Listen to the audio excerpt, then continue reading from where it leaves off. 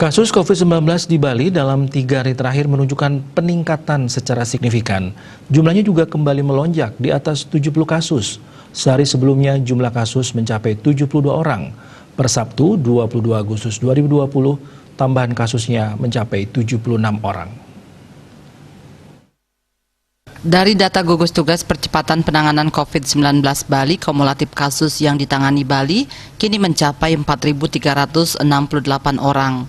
Pada hari ini dilaporkan terdapat 63 pasien COVID-19 yang sudah sembuh. Jumlahnya lebih rendah dari tambahan kasus baru.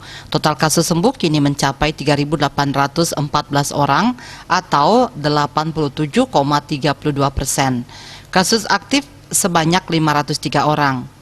Mereka dirawat di 17 rumah sakit dan dikarantina di Bapelkesmas, UPT Nyitdah, Wisma Bima, Hotel Ibis, Hotel Grand Mega, dan BPK Pering. Dia Dewi, Bali.